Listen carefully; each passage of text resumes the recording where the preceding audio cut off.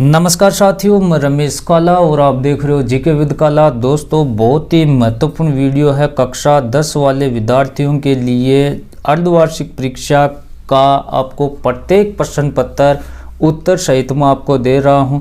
बहुत कम वीडियो आएंगे इस चैनल पर अर्धवार्षिक के पर, लेकिन आप देख लेना, उसी में से आपका पूरा प्रश्न पत्र फंसेगा। उत्तर सहित मैं आपको दे रहा हूं, ध्यान से देख लेना। एक एक सब्जेक्ट के दो दो तीन तीन पेपर मैं आपको दूंगा साथियों, उसी में से पूरा का पेपर फंसेगा।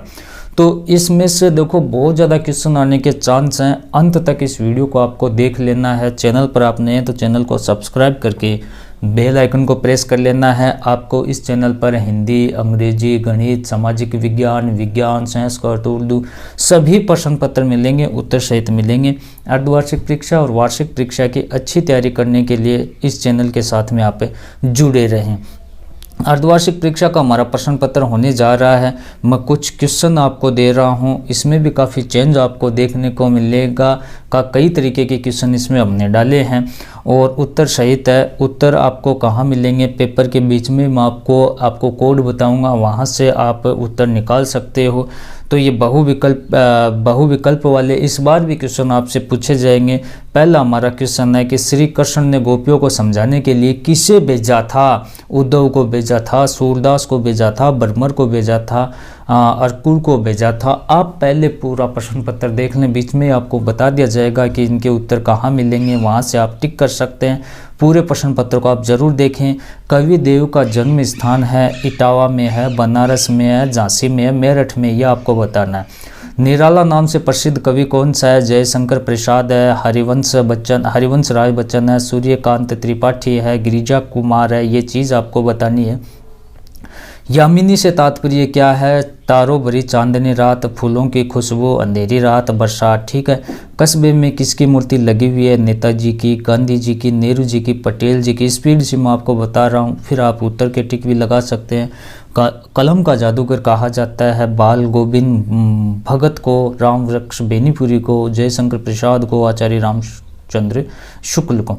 इसमें जो गद्यांश दिया गया है आपको ऐसा का ऐसा देखने को मिलेगा साथियों। अर्धवार्षिक परीक्षा में ध्यान से देखें। मानवीय करुणा की दिव्य चमक बताया गया किसको? लेखक को, परिमल संस्था को, फादर बुल्के को, माँ को। एक कहानी ये भी मुख्यतः वर्णन है पिताजी के व्यक्तित्व का, प्राध्यापिका शीला अग्रवाल का, दोनों का नहीं। ठीक है।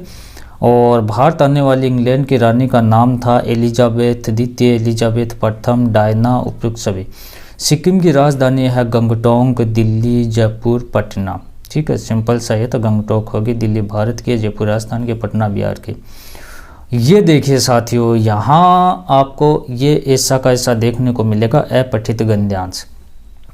ध्यान से देखें एक बार। सभी धर्म हमें एक ही ईश्वर तक पहुँचने के साधन हैं। अलग अलग रास्ते पर चलकर भी हम एक स्थान पर पहुंचते हैं। इसमें किसी को दुखी नहीं होना चाहिए। हमें सभी धर्मों के प्रति समान भाव रखना चाहिए। दूसरे धर्मों के प्रति समभाव रखने पर धर्म का क्षेत्र व्यापक बनता है। हमारे धर्म के प्रति अंधता मिटती है। इससे हमारा प्रेम अधिक ज्ञानमय और पवित्र बनता है। ये बात लगभग असंभव है कि पृथ्वी पर हम कभी भी एक धर्म रहा होगा या हो सकेगा। हमें ऐसे धर्म की आवश्यकता है जो विविध धर्मों में ऐसे तत्व को खोजे जो विविध धर्मों के अनुयायियों के मध्य सहनशीलता की भावना भी विकसित कर सके। अब देखो, इसके आपको क्वेश्चन देखने को मिलेंगे। इसका आपको उचित शीर्षक आपको बताना है। सभी धर्म हमें कहाँ पहुँचाने का साधन है, ये बताना है।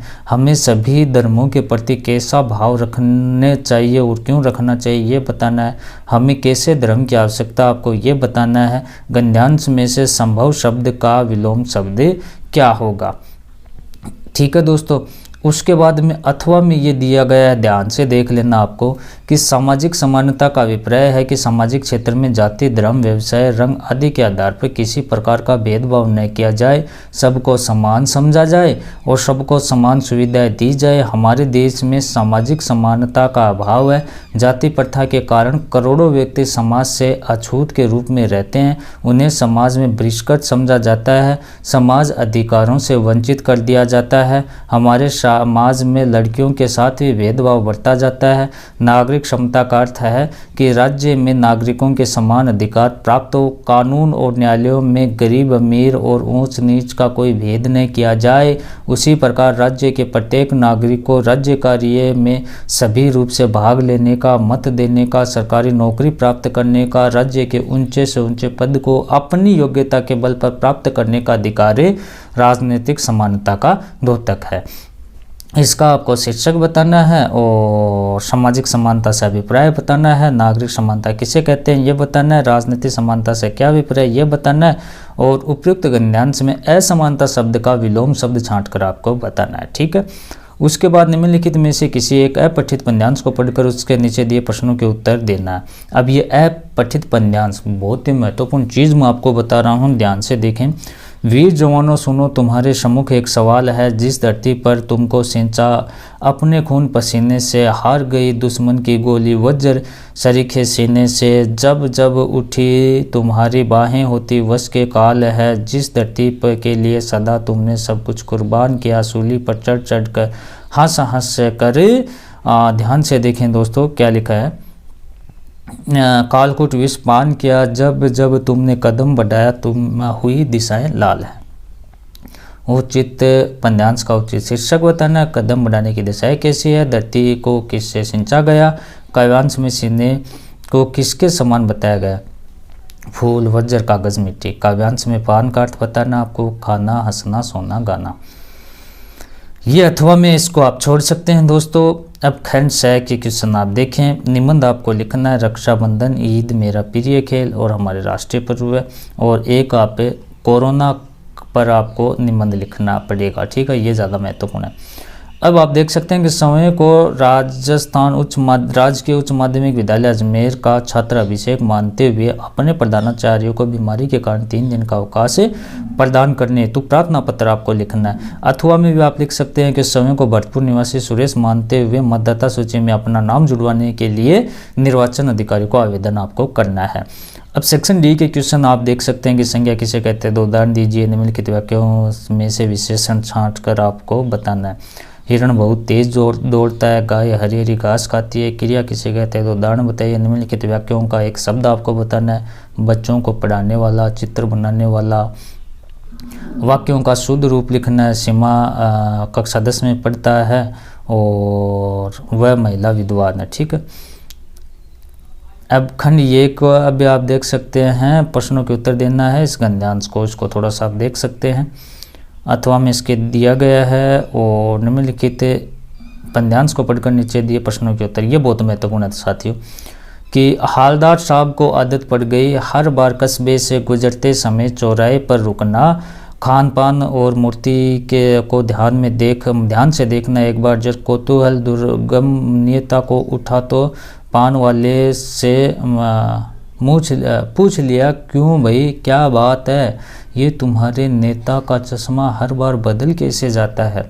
पान वाले के खुद के मुंह में पान ठुसा हुआ था। वह काला मोटा खुशमिजाज आदमी था। हालदार साहब का प्रश्न सुनकर आंखों में हंसा, उनकी तोंद थिरकी और पीछे घूमकर उसने दुकान के नीचे पान थूका और अपनी ला काली बत्ती दिखाकर बोला, कैप्टन चश्मे वाला करता है। अब इसके आप क्वेश्चन को भी देख सकते हैं, अथवा में इसको आप छोड़ सकते हो। और यहाँ ये कुछ क्वेश्चन दिए गए हैं, इनको आप ज़रूर देख लें। साथियों एक चैनल और है मेरा, डिस्क्रिप्शन में लिंक है, वहाँ आपको उत्तर की PDF प्रोवाइड करवाई जाएगी। उस चैनल को भी आप ज़रूर सब्सक्राइब करके रखें। वीडियो को ज़्यादा से ज़्यादा शेयर करें, लाइक करें। धन्यवाद दोस्तों।